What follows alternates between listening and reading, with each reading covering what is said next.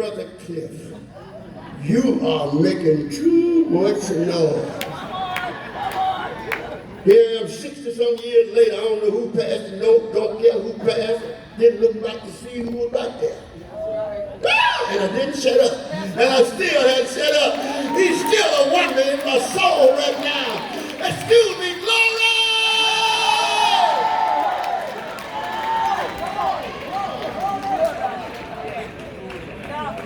Watch yourself, Bishop. Watch it. Don't wait until you backslide to start crying. Oh yeah, when you don't feel like you did yesterday, the day before, when you first got it, call unto him, he will answer. Lord, I don't like where I am. I don't like what I feel. I don't like what's going on. Touch me. Yes, Lord. Woo!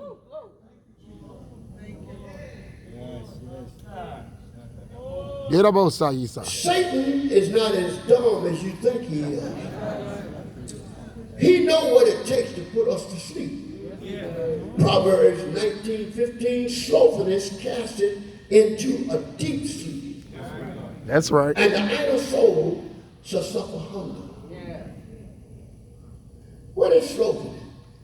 That spirit of I don't want to do anything. And God bless the people who got more TV hours than they have Bible hours.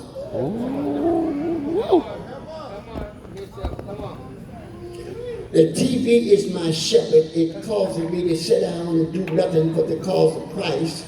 And while I am entertaining my brain, my spirit is drying up. When I speak, I'm so empty, nobody want to hear what I have to say. I'm so cold, you can put ice cream in my pocket and pick it up next week. Talk it, Bishop. Talk it. Help, Lord. Woo! You know, one of the modern songs, I think, I'm going to be wrong, I think the first time I heard it was in 1968 at the Midwinter Young People Meeting in Louisville, Kentucky. And the song went like this: well, I wish this whole world would catch on fire, catch on fire. You know, we didn't let that song last long. I met somebody, I got to put this on. We can't even get the whole church to catch on fire, catch on fire. They'd rather be cold than to catch on fire. They'd rather be dry than to catch on fire. They don't want to burn with the Holy Ghost. This little lady here, she's a jewel to me. She doesn't want me to have all these books and not make known I have them. That lady, they call her my book promoter. Yeah. Listen, and the only reason I'm selling these books because I can't afford to give them away. Sell them, Bishop. Another reason I'm selling, because I believe there's stuff in here that'll help me. If I can help some preacher, by the time a preacher gets through reading that and don't change his or her way of doing things, you can get out of the ministry. Good stuff. Top price for damage. Yes, sir. We were messed up, but he paid the top price to get us all. Caught in the middle. You got to make a decision. Nobody can decide for you. There's one part of you that says, I want to go this way. There's another part of you that, oh, well, heaven can wait. You caught right in the middle. Fighting in the last round. What round? The last round. And Revelation 12:12, so the devil knew that it had but a short time. And he's acting like he knows it's short. He's fighting. He wants to take as many as he can with him. And all of us that don't want to go with him. This is my latest book, How Clear Is Your Vision? Woo! There are 29 questions asked in this book. 29. If you know the answer to all 29 of them, you got a good vision. What is vision? To see. That's what the Hebrew word means, to see. How clear do you see? Do you see where you are? Do you see what's going on with you? Do you see how late it is? Come on, John. Do you see how late it is in the evening? Do you have time to play? Do you have time to backslide? Do you have time to wax cold? Do you have time to fall out with people? Do you have time to carry grudges? Do you have time to waste? Preach, Bishop. Wherefore, gird up the loins of your mind. This one, you preachers, you can teach all this for months. Don't help the Don't devil. help the devil. Yes, sir. That's a Now, good you know one. ain't nobody gonna help the devil. Every time you, this pandemic really helped the devil. You got folk that hadn't been back to church since it started, and got some that are not going back. Why is it you can catch the disease at church, but you can't catch it at Walmart? There's something wrong with that disease. Go ahead, It Bishop. only lands on you when you go to church. In Philadelphia, which is a small town, less than 10,000 population, I go to Walmart, the largest store in town. I see folk I haven't seen at church since who know when. I said, Bishop Leroy Horn, Sugar Lock, Mississippi, he said, I just don't believe God will punish me for going to church. I said, you know what? I think I'm going to hold on to that. That makes sense. Listen, brothers and sisters, excuse me for taking up your time introducing you to these books. But you and I need to watch. Yes, sir.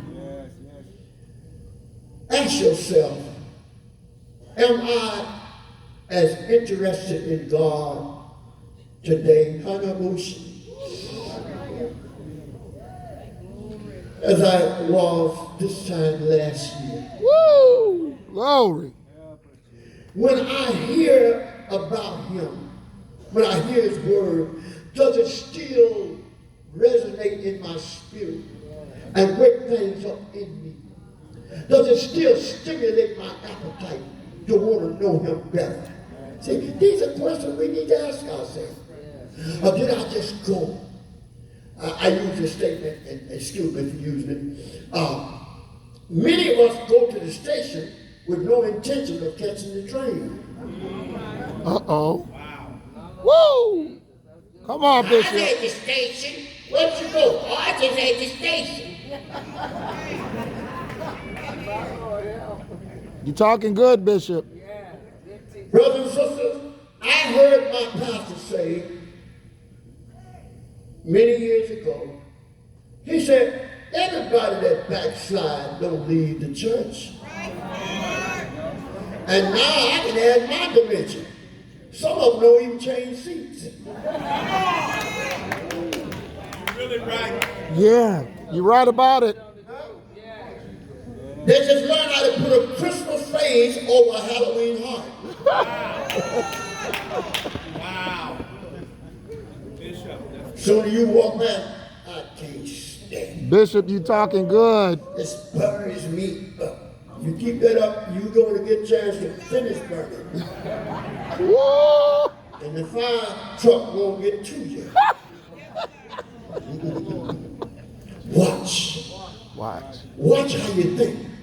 Clifton Jones, driving down the highway, and I had this to happen not long ago. My wife and I was driving down Highway 15, going north towards Louisville, Mississippi. A woman came out of her driveway into the main highway as if nobody was on the highway but her.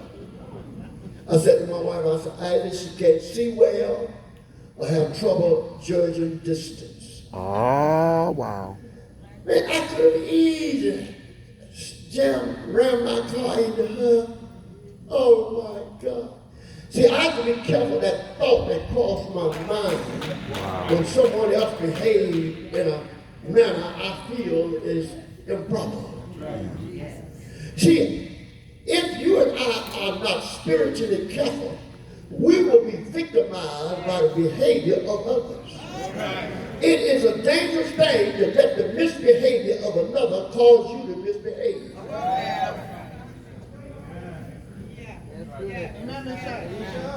You talking good, Bishop. Your and my responsibility is to deal with us in the face of opposition. We have no right to correct people and think that is God's way. God is the only one authorized to make people who do wrong pay. Would you say that again, please, sir? Say it again. I will. God is the only one authorized to make people wrong-doing people pay for the wrong they do. Only one. If they do you wrong, you need enough God in you to suffer wrong and not go wrong because someone did wrong. Woo. Wow. I'll get you if it's the last thing I do. Suppose it is the last thing you do, and the next thing you do is in hell. Woo. That's good holiness teaching, Bishop. Now, I'm still, and don't even lie, I'm still one of them homeless or hell preachers. I really believe it. That's good. I don't believe anybody can live wrong to go to heaven. I don't believe it. And that includes me. I want to tell all you folks that are finding yourself swapping mates more often than you do your garments. When you stand before God, you better have the right one. Oh, Lord. I love to tell this. On my 55th anniversary, I walked in the room. I said, honey, we were made for one another. We were designed. And it's a good thing we were, because now neither one of us have anything to offer anybody else.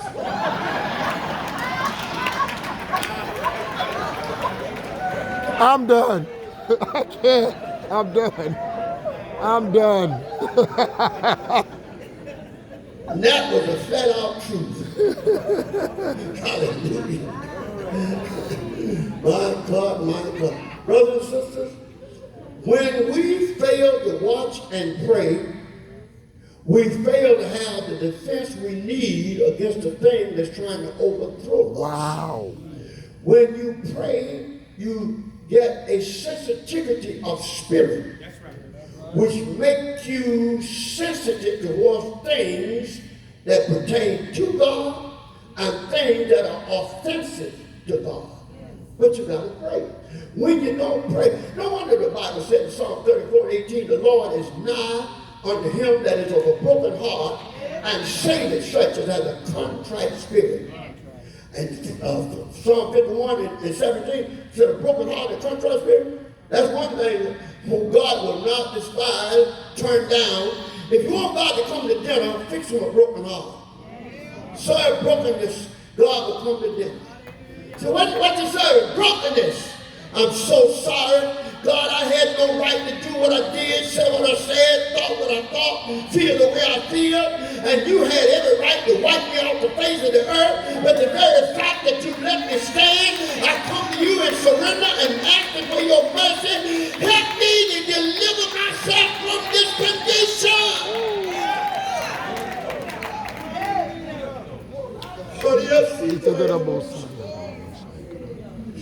Brothers and sisters, blessed is the man who is bothered by his or her thoughts to such a degree he or she will go to God to ask for direction and to determine how severe it is and what I need to do to correct it. Man, it didn't bother me. I just felt like giving them a piece of my mind. Did you check to see how many pieces you had left?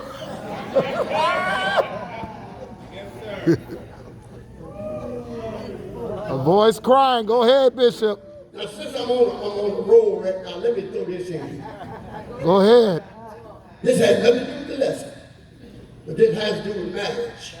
As a pastor, I told Frank, the last thing you need to do is be screaming and hollering at one another, calling each other fool, because that disturbs the neighbor because they don't know which one is the fool. They may think both are fools, but marry the fool you've married. And please remember this, if the one you got does not satisfy you, what makes you think another one would? Now somebody said he didn't go to stop teaching and go to nothing. Blessed is the person that got who they want and want who they got. Woo! All right. Cry out, Bishop. Go ahead. My high school sweetheart had a personality so much like the one I married. Until whenever we in the area where she is, I make sure I want them to meet each other. And if she was here today, she said, that man has never showed me anything but holiness. All right, Bishop. I don't believe you can slip, slide, all that kind of stuff. Man, it's a shame. We are making bishops out of material that won't qualify to be an usher.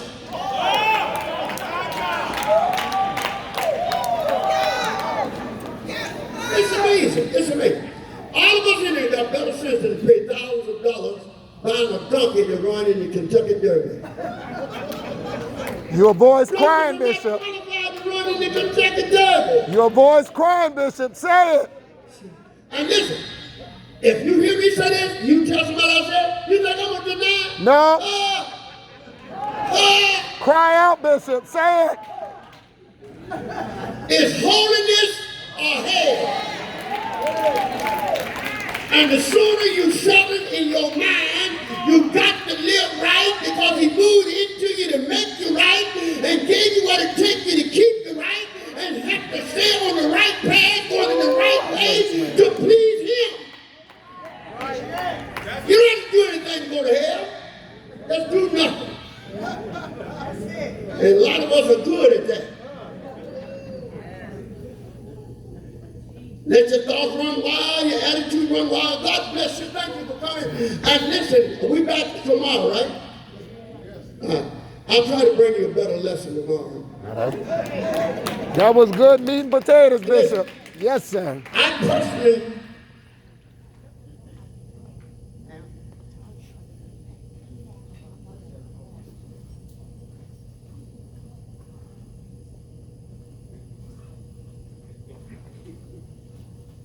you all are some fine people. Listen, if you don't make it to heaven, please don't prepare to blame somebody else. Huh? When I think about the Lord coming inside of me, bringing his likeness to deposit in me, to change what was wrong with me, and to fashion me like himself. He want me like him so badly, he first became like me. Hebrews 2:14, for as much as the children are partakers of flesh and blood, he himself likewise took part in sin. Likewise. He took the body to show me how to live, how to surrender, how to obey, and how to die and get up. How to die and get up. That's good stuff. If you walk in the light, as he's in the light, the blood will cover you. And when you go down into the grave cannot hold the part of you that's going home with him. And when he calls your name, nobody can stop you from getting up.